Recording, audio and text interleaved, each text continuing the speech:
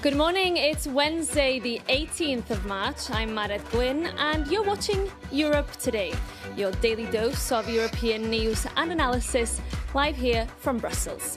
Coming up, the war in the Middle East is reviving tensions within the NATO alliance. US President Donald Trump berated allies once again last night for refusing to help the US force the reopening of the Strait of Hormuz, describing it as a, quote, foolish mistake. Leaders of several European nations have resisted pressure from the US to immediately send warships to the strait for fear of being dragged into the war, with the leaders of France, Germany, the UK, Greece and Poland publicly rejecting military involvement. Meanwhile, a senior US intelligence officer close to Trump has abruptly stepped down from his role as he urged the president to, quote, reverse course on Iran. For more on this, I'm joined in the studio this morning by our correspondent, Shauna Murray. Morning, Good morning. Great to have you again. Listen, we're seeing an increasingly frustrated President Trump. He's again berating his allies and also coming under pressure internally with a senior intelligence officer stepping down. Well, let's look at the start of the week. He first said that NATO would have a very bad future if it doesn't support him in this war in the Gulf, in the Strait of Hormuz. And then yesterday, he actually said that he doesn't need NATO anymore and that his request for support was in fact a test. Now let's take a listen to what he said this in the White House yesterday. NATO's making a very foolish mistake, and I've long said that, I wonder whether or not NATO would ever be there for us. So this was a great test, because we don't need them, but they should have been there. And we as the United States have to remember that. Well, that's a very important statement. I'll tell you why. Because the only time that Article 5 has ever been triggered with inside NATO was after 9/11. And NATO allies followed the United States to the war in Afghanistan. And allies like Denmark, for example, lost as many soldiers per capita as the United States. So it's factually incorrect to say that NATO wouldn't be there. And that is really going to draw the ire of NATO allies who have said that, look, we don't want to get involved in this war because NATO is a defensive alliance. We're there to protect each other within NATO territory as well. We also don't know the full definition of the war, what the objectives are as well. So we'll see what happens there. But as you mentioned as well, Mared, he is under pressure because Joe Kent, one of his top counter-terrorism guys within the administration, resigned on behalf of the fact that he said he doesn't want to go to war. And that is a very important resignation, not just because it's the first, but Joe Kent is MAGA through and through. So the question is this a harbinger for Trump? And I know, Shauna, you spent quite some time at the NATO HQ here in Brussels. What are you hearing there about the reaction, how they're feeling about these threats coming from the White House? Well, a few people have said this is just typical Trump NATO bashing. The other point, Nana, we heard this at the Arctic last week when I spoke to the German Defence Minister Boris Pistorius. They're very annoyed that Donald Trump has removed the oil sanctions against Russia, which means that Russia now has more money to spend on the war in Ukraine and more money to attack NATO allies. They're obviously not going to respond publicly in relation to this, but also there's a consensus that maybe he's not talking about NATO, maybe he's just talking about European allies. But other people have said to me that they're quite annoyed with Mark Rutte because he gave fulsome, full-throated support for this war. He went on Fox News on the 2nd of March saying that all European allies were fully behind Donald Trump. And perhaps Donald Trump then expected Europeans to get behind him. And in fact, they did the opposite. They rejected it. Other things that Europeans are saying to me is, look, we can't afford to get into a mission like this. It's drawing down assets from the Baltics, from the Arctic if we do. It's very expensive.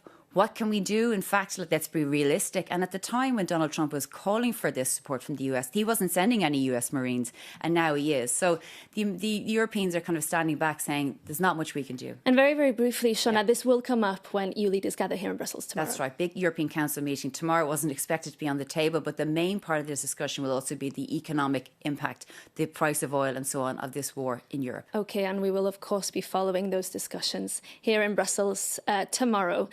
But now, moving on, civilians in the Middle East are being caught in the crossfire of the US and Israel's war against Iran, with strikes hitting homes, hospitals and schools. The UN says that the shockwaves of the war, including airspace closures and disruptions to trade and energy routes, are affecting its ability to respond. Euronews' Maeve McMahon sat down with United Nations Humanitarian Affairs Chief Tom Fletcher. She started by asking him whether the UN is being increasingly sidelined in a world where international law is in retreat. This is a time of impunity and division and polarization, and a lot of people are attacking the UN. But every time you hear someone attack the UN, ask yourself what they gain by making us weaker. Because actually, impunity, brutality, polarization, war, we were built for times like this. This is why we were invented. And look, in the last week, I've lost 4 colleagues on the front lines who've given their lives to go out there and save lives because of the mess the world is in right now. So is the UN perfect? No way. But, you know, I'm not going to accept the attacks that come our way. Will the UN still exist in 10 years? Yeah, absolutely. Because we represent the imperfections of the world. It's a complicated, messy world. We wish we could do more, actually, to end these conflicts, to send out our peacekeepers and our peacemakers. We can only do that where we get a mandate from the world, from the member states. And right now, the member states are in this kind of transactional, muscular, geopolitical moment where they're pulling apart rather than pulling together. And we've got to be a force for coexistence and solidarity. And just before the war began, President Trump inaugurated his so-called Board of Peace. Did he get bored of peace very soon?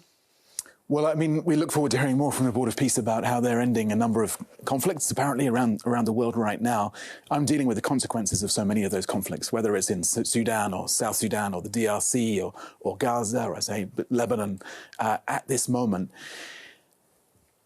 The White House, when I talk to them, are very clear that the Board of Peace is not an alternative to the UN. And certainly the other countries that have joined it have been absolutely categoric that this is not meant to replace the UN. We're still here. So you don't feel threatened by it? I don't feel threatened by it. You know, we're a member state organisation of over 190 members. Of course, different groups of countries come together to try and talk about peace or other issues. There's enough conflict in the world right now. If people want to bring some peace, I'm completely relaxed about that. How many people are internally displaced in Iran? Hundreds of thousands, we estimate. What's interesting at the moment is that they're not crossing the borders at the scale that we expected. So you've got a lot of instability in those countries of the region. And of course, the economic crisis is driving up that movement of people. But we're not seeing the large numbers of Iranians cross the borders at this stage. And what we're understanding from the local authorities is that local communities are responding and taking people into their homes. But that's a situation we're watching very closely. And of course, what about potential spillover of refugees coming to Europe, potentially? Even though you're not seeing that now yet? I think we will. I think we will, because this crisis can't be put neatly back into a box. You know, wars don't just end at frontiers, and actions have consequences. And we're in a period globally right now of kind of reckless adventurism in so many places. And of course, civilians will be displaced by that. Civilians will also be displaced by the next wave over the coming years of climate change. For every degree of climate increase, temperature increase, 1 billion people will be on the move from areas that we've lived in for millennia. And just on that point of people on the move, we've seen thousands internally displaced in Lebanon. What is the situation like there? Really grim. And my boss, the Secretary General, was in Lebanon at the end of last week. And I spent all weekend on the phone to our humanitarian team there. We were trying to get a convoy of support down to the south of Lebanon, which is taking a real smashing up at the moment. And we had to turn back because of the danger levels. We lost a colleague in Lebanon last week as well. So it's getting more and more dangerous for us to operate, and the needs are going up. We've got tens of thousands displaced, many of them people who were displaced already by previous conflicts. Do you fear that Lebanon could be the next Gaza? I do fear that. And in fact, I fear that because that's what we're hearing from some Israeli ministers right now who are speaking in increasingly belligerent language about what they plan to do to Lebanon. It's a country I know well. I was ambassador there for 4 years. It's an extraordinary country. One really interesting development in the last couple of weeks is that for the first time, the Lebanese government themselves are calling for direct negotiations with Israel, which hasn't happened in the past. And so there's potential here to reset the relationship in the region. But the path to that is through dialogue and diplomacy and not through more brutal violence. And just a final reflection, perhaps. Do you have any hope for the Middle East? I'm an optimist about humans. I think we have these two competing instincts, one to fight for resource, and we're doing a lot of that right now, and those people are shouting pretty loudly, but another more important one, which is to work together as communities for that resource. And I believe ultimately that is the more powerful instinct that we have. And as long as I believe that, then I'll have hope. The UN's Humanitarian Affairs Chief Tom Fletcher speaking to Maeve McMahon there. Moving on now, as we heard earlier from Shauna, President Donald Trump's demand for global allies to help him unblock the Strait of Hormuz has been met with resistance. The EU has also rejected the prospect of expanding the mandate of its naval mission Aspides to the strait. Jakub Janis takes a closer look at why. Donald Trump is demanding European allies step up in the Strait of Hormuz. And if they refuse, he warns NATO faces a very bad future. Do you have any minesweepers? Well, would rather not get involved, sir. And I said, for 40 years we're protecting you and you don't want to get involved in something that is very minor? And the EU is pushing back. Let's investigate. EU Foreign Policy Chief Kaja Kallas was eyeing a shift in the bloc's naval mandate for the Aspides operation. But after meeting the EU's 27 foreign ministers, her message was blunt. There is simply no appetite among member states to join the war. Quick recap. Aspides was originally launched in February 2024. It is a purely defense EU naval mission in the Red Sea, with a primary goal of protecting commercial ships from Iran-aligned Houthi drone and missile attacks. So the EU as a bloc is hitting the brakes. But it doesn't mean individual member states are walking away. Looking ahead, French President Emmanuel Macron wants to lead a fully defensive mission to reopen it once the war cools down, while Italy strongly supports expanding the defensive Aspides patrol. But Trump wants more than that, demanding the bloc secures its own energy supply. But here is a thought. Perhaps Europe's involvement should be treated as a trading card. Finnish Foreign Minister Elina Valtonen hints Europe and Ukraine now hold strong leverage. Ukraine has 4 years of expertise intercepting the exact Iranian Shahed drones that are causing chaos in the Gulf. And as the EU's naval mission, Aspides, literally translates to shields in Greek, perhaps this leverage is exactly the shield Europe needs against Trump's games.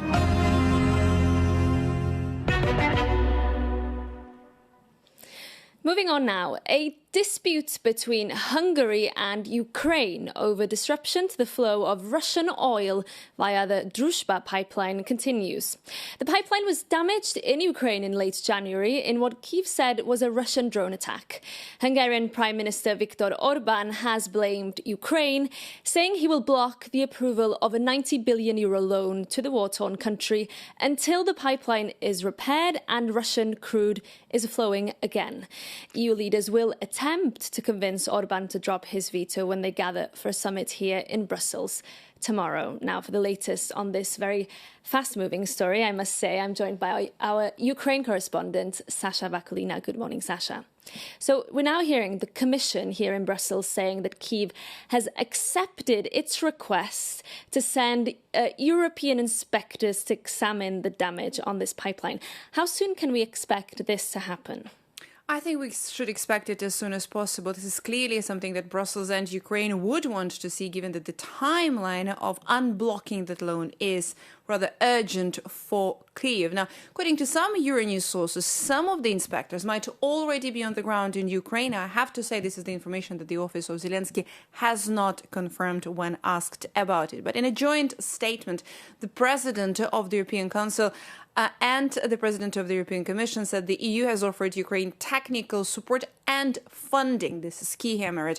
The Ukrainians have welcomed and accepted this offer. European experts are available immediately. Now, Volodymyr Zelensky did not hide previously the fact that he does not see this as a right thing. He says that this is still Russian oil, which is still financing Moscow's war against Ukraine, now currently in its 5th year. But he did say that the repair work is currently ongoing. Preliminary technical assessment indicate that the damaged oil tank cannot be restored. Ukraine is therefore considering constructing underground storage infrastructure as a longer-term and more sustainable solution. Now, underground storage would, of course, then better protect any infrastructure from any Russian attack. He also said that despite repeated massive strikes targeting oil pipeline infrastructure, Ukraine remains capable to offer alternative routes for the transit of non-Russian crude oil to the countries of Central and Eastern Europe. Now, this is the option that, of course, both Hungary and Slovakia have repeatedly rejected. Of course, and as you say, some movement then. But again, there is really no way forward clearly before tomorrow on this loan that Orban says he will still continue to veto until Russian crude is flowing again. And clearly that's not going to happen anytime soon. Well, that's certainly not going to happen tomorrow, as the summit will be here and will be taking place here in Brussels. Now, according to Ukraine, it will still take some time. And this is the tricky part. Orban said the loan might be unblocked, but not so fast. And that's the critical point here. Okay, Sasha. Last week, the Ukrainians refused to receive our experts, even though we sent them there. It seems to me that they are using the entire old blockade to intervene in the Hungarian elections in support of the TISA party. That is why the situation is extremely simple. If there is no oil, there is no money. In terms of the timeline, now Ukraine expects the repairment works to be over somewhere by the end of April, which is, of course, way past tomorrow's summit and also post Hungarian elections on the 12th of April. Yes, indeed, Sasha. We will be back, I'm sure, tomorrow with more on that story. Thank you so much for joining us again this morning. Now, the Euronews Health Summit took place in Brussels yesterday. Health may no longer be at the top of the EU political agenda, but the EU's health chief, Oliver Varhelyi, said yesterday that healthcare systems in Europe are facing multiple pressing challenges and shouldn't be taken for granted. Let's take a listen. We must face the reality, therefore, that the system is under pressure, and we just cannot take it for granted that it will stay with us tomorrow as well.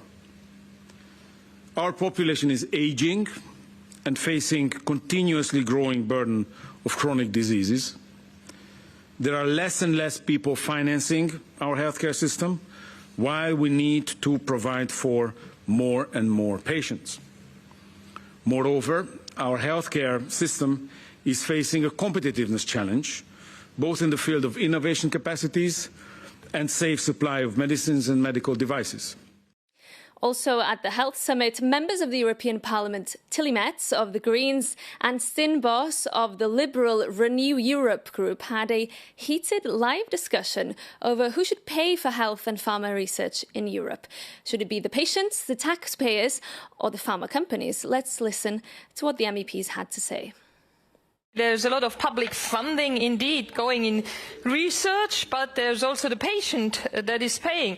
So you could even say that the patient right now is paying twice. He's paying first with taxes, which go then to funds, and then he pays again a price at the pharmacy. So what we need for sure is at the EU level, but also at national level, more public investment. Yeah. If we say to ourselves that there's an 80% difference between the countries of the accessibility to medicines, of course that cannot be so. So we have a huge issue at our hands to level this out between countries and to protect our universal health care. But that is only protected if we have earnings.